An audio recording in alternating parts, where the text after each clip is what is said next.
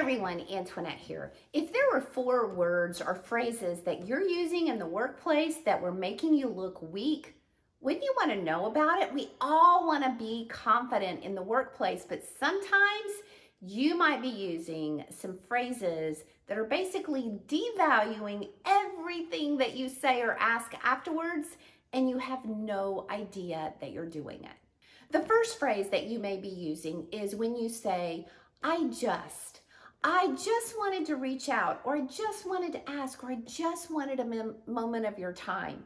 It sounds like you're asking permission. Sure, it sounds polite, but do you really feel a need to ask permission to make your point or request? Say what you need to say, ask what you need to ask, delete the word just. I've been guilty of this so many times, and it wasn't until I heard other people use it that I realized it was really useless and it was really making me look weak. The second phrase that you may be using that sounds very polite, but you really don't want to ever start a conversation with this or asking a question with this, is by saying, sorry to bother you, but you're starting off your request or your conversation with an apology. Do you really need to apologize to the person?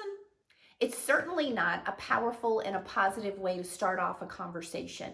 If you want to see if it's a good time, then ask them, do you have a few moments for a question?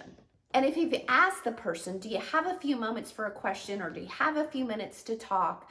Then if they really don't, if they really are busy, it's their responsibility to let you know it's not a good time.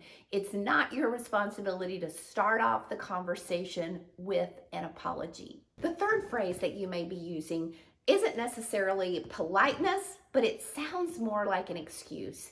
And that's when you qualify with something that you're getting ready to turn in, or you're getting ready to present by saying, well, I didn't have a lot of time to prepare, or I didn't have a lot of time to work on this. But don't say that.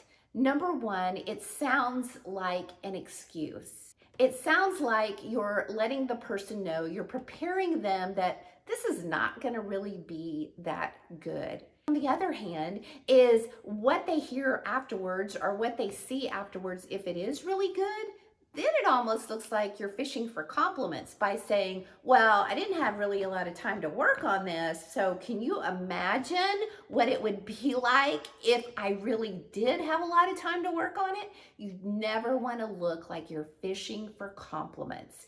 It doesn't make you look confident. Now, before I get to number 4, I also want to point out another video that I did that's well-meaning phrases that don't necessarily make you look weak, but they're not really received well by the other person. I've got that video above, as well as a link in the description below, so be sure and check that video out. So let's get to number 4. When you start off by saying or asking something with, well, this may be really off base, or this may be a really stupid question, you are basically devaluing everything that you say afterwards. If you really think it's off base, if you really think it's a stupid question, then don't ask it. However, you and I know that some of the smartest people in the room are the ones that ask the questions and give the points and bring up the ideas that nobody else has the courage to bring up or ask. And a lot of times, those are the things that really do need to be brought up. So therefore, if you think your question or your point really does have merit, maybe you need clarification on something, don't say this could be a stupid question. Just say, I have a clarification that I need about this. It sounds so much more confident. When you think about all 4 of these phrases, they really make no point at all. In fact, they devalue your point or your request.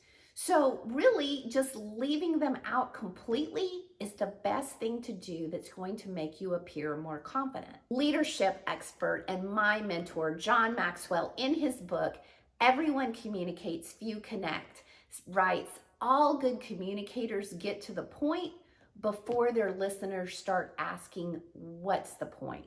So get to the point, communicate well, and communicate with confidence.